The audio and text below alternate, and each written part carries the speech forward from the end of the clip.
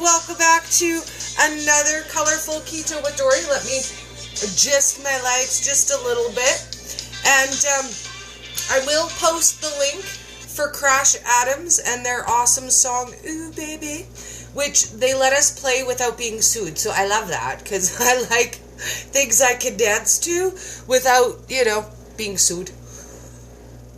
Without Facebook blocking the music for you guys too. So it's Wednesday, it's hump day, and I came across a really funny video on TikTok today, and I thought, you know what, it would be a really great topic for us to cover together. So I'm going to show you the video, and then I'm going to tell you what you guys are going to talk about today. Because, again, I think it's so funny. So I came across this sound clip, and I made this video this morning, and it's doing really well on TikTok. It's already got like 800 views because it's funny. What? I can't eat this, but how exciting is it to smell it? And I wanted to talk to you guys about that. Now, I want to start with saying, the struggle is real. It's a real thing. Hi, I'm Dory. I suffer from smelling other people's food addiction. And we will get around to how that started for me, because I think it is kind of a funny story.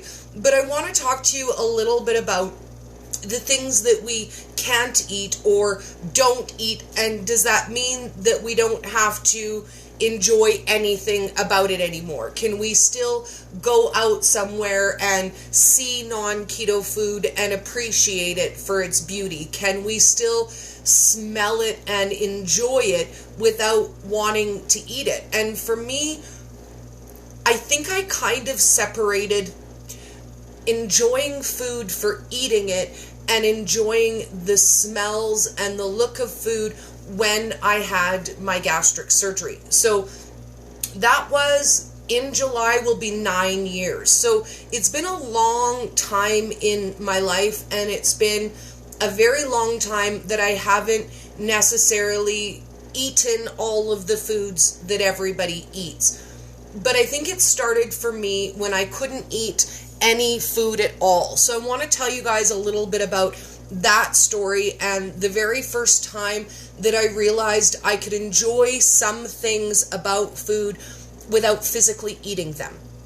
So my girlfriend and I had traveled to Mexico to have our weight loss surgery, and we were on our way home, and we were at the airport, and this amazing, lovely family came and sat down across from us. It was a grandma, a grandpa, a mom, a dad, and I think they had 3 or 4 kids with them. They were the sweetest family ever. And they brought with them their McDonald's to sit down and eat while they were waiting for the plane. And the smell of it was so amazing. And I was so overwhelmed by how good it smelled. And both me and my girlfriend, we were right in the same boat. We had just had surgery and we couldn't eat any food, but it smelled so good. And I started to cry. And the lady was looking at me, and I thought, okay, I think I need to explain why I'm crying, because now I just look like the crazy lady who's crying at the airport. So I explained to her that we had both just had stomach surgery and we weren't able to eat any foods yet. There was no solid food at that point. And she felt terrible, and she said, oh my God, should we move? Like, I feel awful. And I said, no. I think you misunderstand. These are tears of joy and happiness. Thank you so much for sharing the smells of your food. I know that I can't eat it and I can't have it, but it smells so good and so amazing. And I think that was the first time that I realized that the entire experience of eating isn't just eating. It's not always about eating the foods. So when I came home from my surgery, there's quite a bit of time in between before you can have solid foods. It's protein shakes, and then it's eggs and jello and pudding and yogurt and things that are very soft. So there was a long period of time in between when I wasn't able to eat anything, but I still wanted to be social. So my mom asked me if I would go out for lunch with her, and if, she could bring my son and we could go, and that would be okay. And I said, well, of course, I'll still go with you and sit with you and hang out with you. And Isaac ordered a burger and fries, and I made him give me one of his fries, and I knew I couldn't eat it. Like, I had zero intention of eating the fry. And as he handed it to me, he said, you can't eat this fry, right? And I said, I know I can't eat it. You just shut your face. And I broke the fry in half, and I sat at the table, and I smelled the French fry. Well, everybody else ate their food. I sat there, and I smelled the fry. And Isaac said, could you please stop smelling my French fry? It's weird. And I said, no. No, I will not stop smelling your food. I don't get any joy from food at all. So if all I get is the pleasure of smelling a French fry, I don't care if it looks weird or awkward in public. This is the only joy I get. You will not take it from me, child. I will smell a fry. But I think for me, it started that on a very positive note, so that when I see foods I can't have, or I smell foods I can't have, I take what pleasure I can from that. Like, you guys know, my whole family isn't keto. I got a loaf of bread on the counter right now. Do I love the smell of bread? Oh, yes. Like, does it weird my family out that I smell their bread? A little bit. Am I tempted to eat it? No. So I think that it's important to make that distinction between I enjoy the smell of something, I enjoy the look of something, and realizing that it doesn't make me feel good anymore. The bread is right there. It's right there on the counter. I could reach out and have a slice of bread anytime I want to. So here's the thing. How do you get from I can't have that to I don't want that? Because that's the key. You're never going to be able to avoid every trigger, especially if you live in a mixed keto house like I do, where these things were around. Now, if your whole family is switching, easy answer, clear it all out of your house. There is no bread, there is no junk, there is no chips, there is no cereal. But guess what? Most of us, 99.99.5% of us, live in the real world, where we have family who doesn't eat keto, we have friends who don't eat keto, we have coworkers who don't eat keto, and it is not possible to live in a bubble where you can just avoid all of the things that trigger you. So I really want to encourage you to break down what it is about food that you like. When I think about off-plan food, because we never call it cheating here, I don't believe in that. I think it perpetuates a guilt cycle. But when I think about off-plan foods, I don't think, oh God, I can't have that. Because as soon as I tell my brain I can't have that, or I'm never going to have that again, or I'm never going to eat that, my brain hears, what? You don't have any willpower? What? Girl, you don't tell me how to do. So I think for me, the key was realizing that just because I can't have it doesn't necessarily mean I even want it. And I won't say that in the last 2.5 years that I've never eaten anything off plan. I have. But I found that it doesn't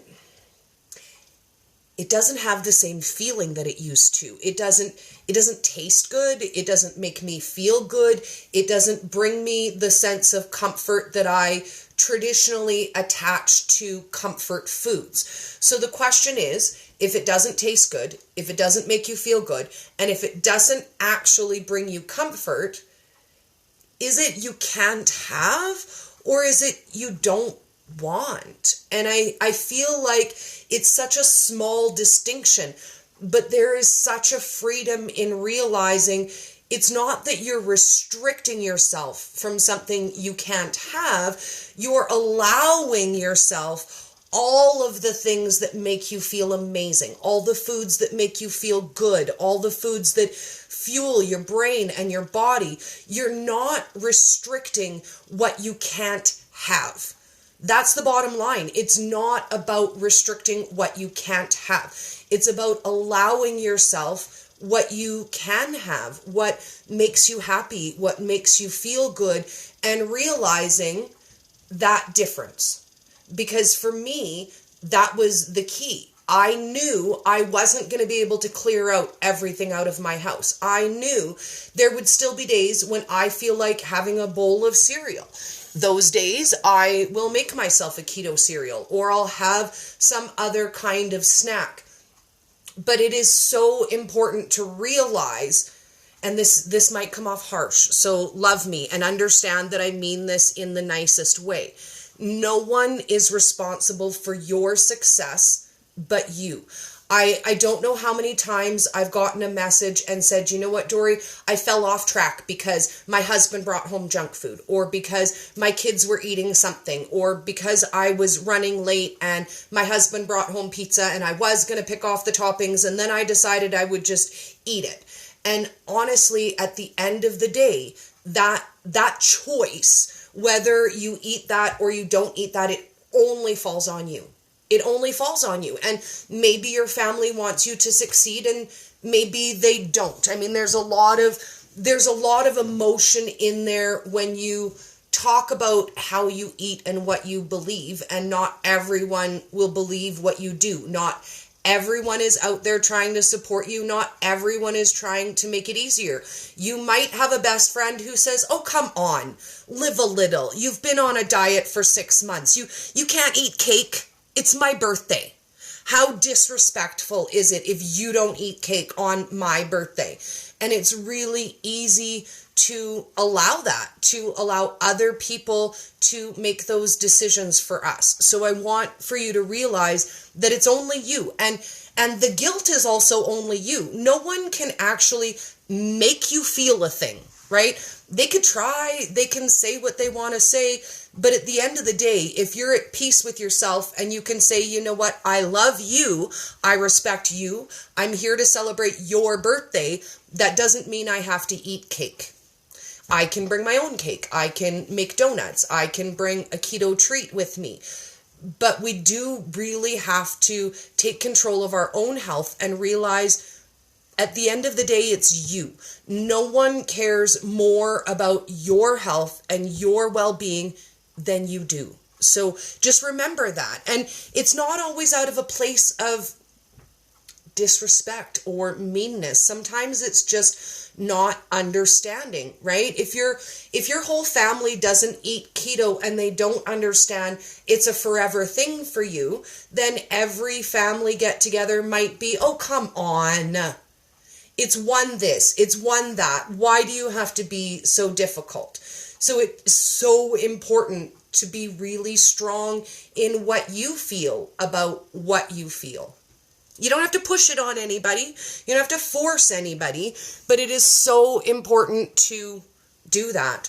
My Miss Christine says she just stress ate. So let's talk a little bit about that, because stress eating, oh my God, I was the queen of stress eating. And I always felt like it would make me feel better. If, someone was mean, someone hurt my feelings, I would sit down to an entire cheesecake and I would eat all of those feelings. But I'm going to tell you a secret. At the end, I felt worse. It never truly brought me any comfort to eat out of stress. So I can say don't do it, but let's talk about what you do instead. So the number one thing is don't have easy accessible snacks and things. Number one, if you're stressed out, don't be around food that you know triggers you. And you know what that food is. You know if it's cereal, you know if it's cake, you know if it's donuts, you know what your trigger foods are. So in the beginning, I would say avoid your trigger foods. If you have a problem abstaining and avoiding those foods entirely, then make a keto version of them. If your food is donuts, make keto mini donuts, just one serving. That way you don't sit down and eat 6 whole donuts. Make 6 mini donuts or make 1 donut. I find for myself, as soon as I say I can't or I never will have that again, my brain starts to fight me in every way imaginable. And remember, your brain's job is to keep you safe. Safe is where you've always been. Even if you're overweight, even if you're unhappy, even if you're depressed, your brain sees that as the everyday regular. So your brain's job is to keep you there. Your job is to reach outside of those boundaries and grow and become a better, stronger person in spite of our natural instinct, which is to stay exactly where you are, even if where you are is detrimental. That's just human nature. Okay, let's see. Miss Kim says, yes, I don't want it. It's the key.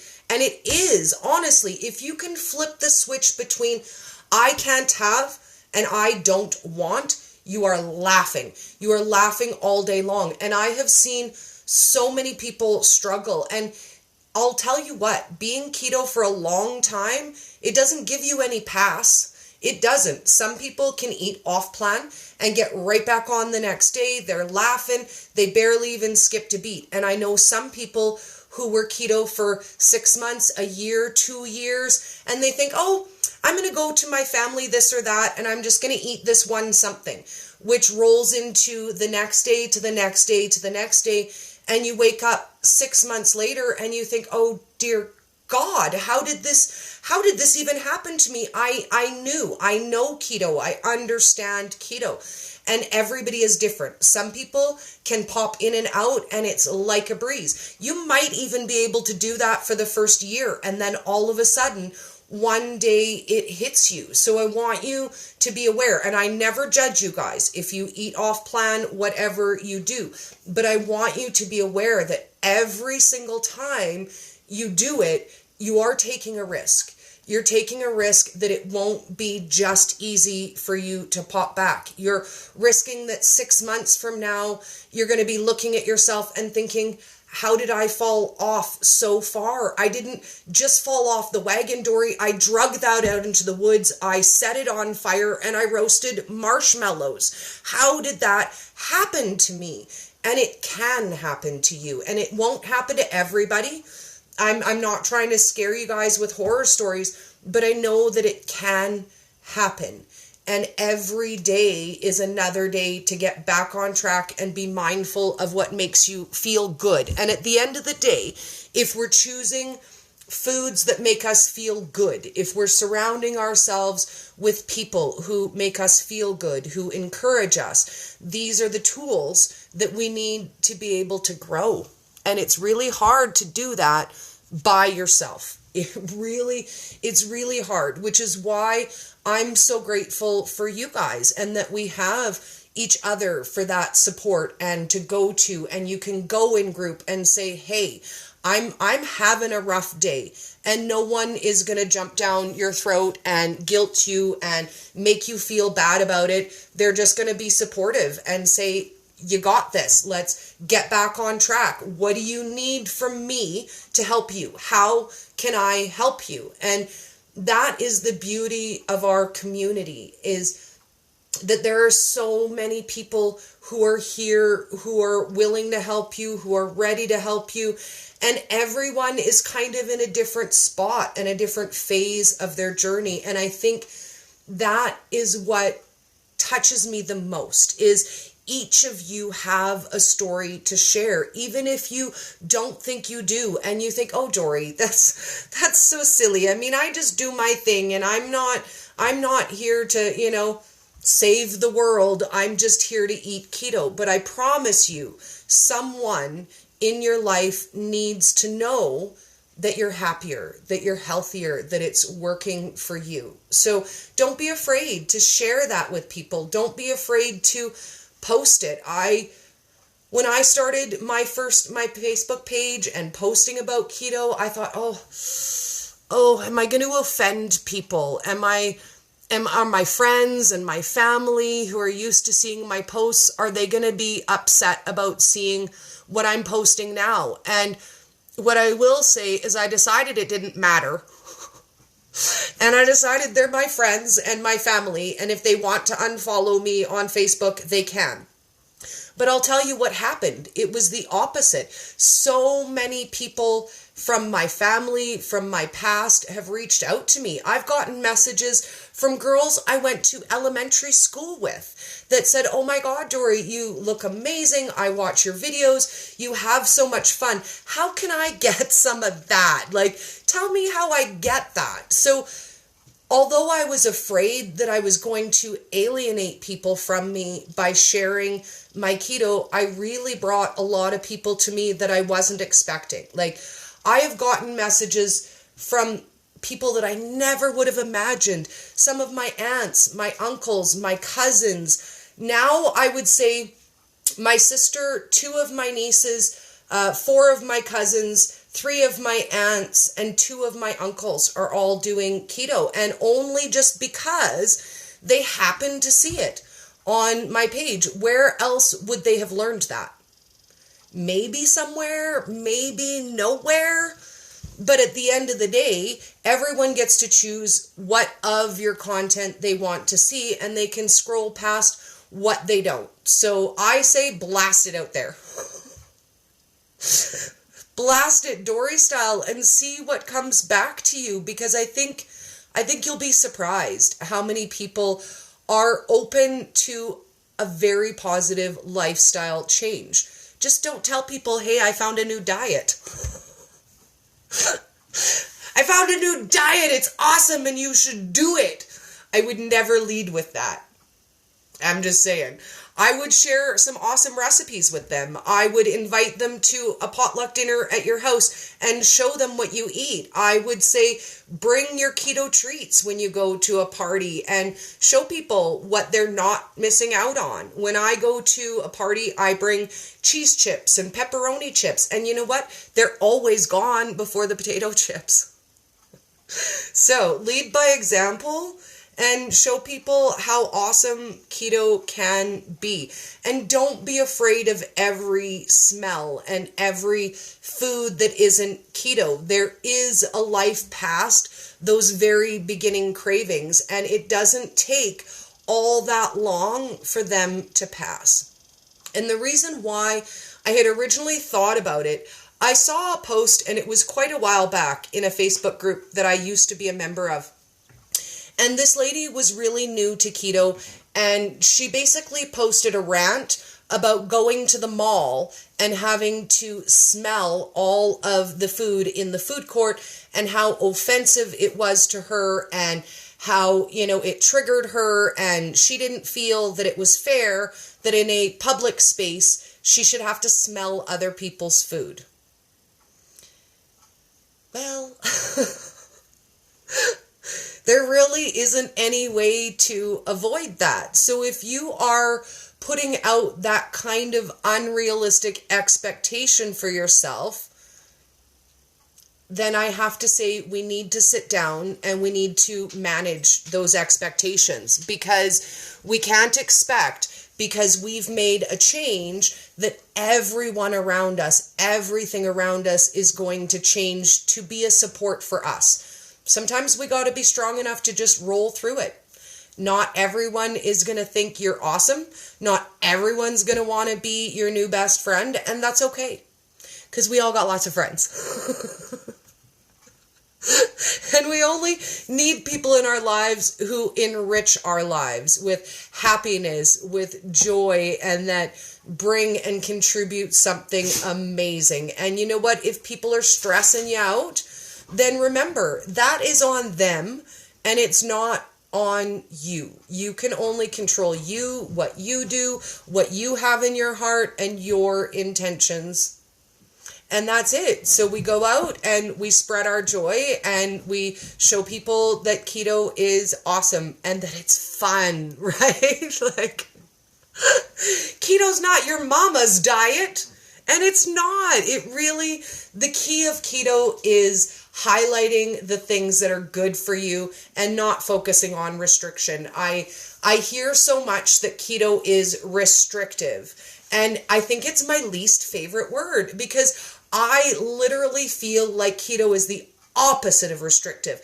Every time I dieted in the past, that was restriction. I knew I was restricting the things that I couldn't have until I reached some magical weight, and then I was just going to go back to eating what I ate, and nothing was going to happen, right? Like, we lose weight, and then we can just go back to eating junk food, and we'll just stay at that weight. It never works that way. So if you're living a cycle of deprivation and binging, the way that you stop that dead in its tracks is realizing it's about having good food and not restricting, not feeling like you're missing that.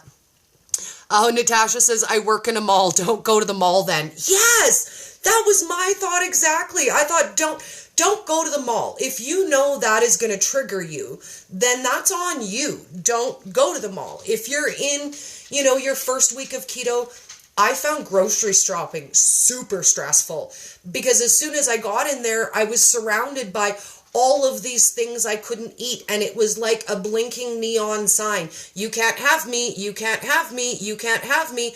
And the way I solved that, you guys are going to giggle. You're really going to giggle. This is what I did. I gave myself a 15-minute time limit in the store. I went in with a list of the things I needed. I was very targeted. I knew exactly where I was going, what I was getting. I went in, I went out. I did not dawdle. I did not wander up and down the aisles. I got what I needed and I left. And I will say that still works for me. I still do that on a regular basis. I will give myself a 15-minute time limit in the store because the longer I wander around, then I realize I'm hungry, then I realize I want a snack, then I start looking at this that's on sale and that's on sale, and I end up spending way more money than I intended to. If I give myself a super strict time limit, like I look at my phone and I do it so that I know I can't be late. So I pick up Jacob, I leave at 3:05. I will go to the grocery store at 2:45. That way I know I've got exactly 15 minutes to get in, to get out the door, and I'm on the way. And if I miss something, oh well, I'll pick that up next time. But it's too easy to get stuck in the grocery store. And there's a reason why all of the junk food is in one area, because it leads you through. And then you start craving and you start seeing these things and you think, oh, I want the new Pop-Tarts. I think my family would like those Pop-Tarts. And then I end up spending my day smelling Pop-Tarts. And it's not a productive way to spend your day. I'm just saying. Natasha says, take the time to know what is available. There are foods in the food court and what you can eat that's keto. And yes, 1,000,000% yes. Anywhere you go, I guarantee you there's an option of some sort. You can get a burger without a bun. You can get a salad without the croutons. You can get just the vegetables and the meat. You can get just the toppings off of the pizza. There's so many different options that you have. Being prepared will save you so much stress. And if you know you're going somewhere, look at their menu online. Check it out. See what they have available. See what options they have. And you might not always find the cleanest keto foods due to sauces and condiments. But at the end of the day, it's still a better choice, right? Oh, Adele's Keto says, bye, I gotta go, great live. Thank you for hanging out with us, lady. You're so awesome. So I just wanted to talk with you guys about that today and share how funny I think it is. And I get it. If you're stressing out about this, it might not be that funny to you. But for me, I think that finding the enjoyment out of non-keto foods that's to be had makes me feel better. I don't see a piece of chocolate cake and think, I want that chocolate cake. I see it and I think, oh, I'm going to go home and I'm going to make a keto chocolate cake. And that really honestly is the difference. If you're living your whole life thinking, I want that and I can't have it, then you're suffering a little on the inside. So if I can help you guys get from I can't have to I don't want, that's my main goal. If there's something that I can do to help you get there, message me, message in group, reach out, and I will help you any way I can. Let's get there together. We don't want to leave anybody behind. So make sure you get with us and hang out with us and find out how awesome it can be and that we're not really missing any of the good stuff, right?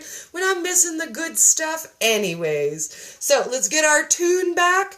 And this one is Ooh Baby by Crash Mars. And I found them. They're a Canadian band. I'm in love with them. Just saying. Not in a romantic sense. I just really love their music. Have an awesome day, guys.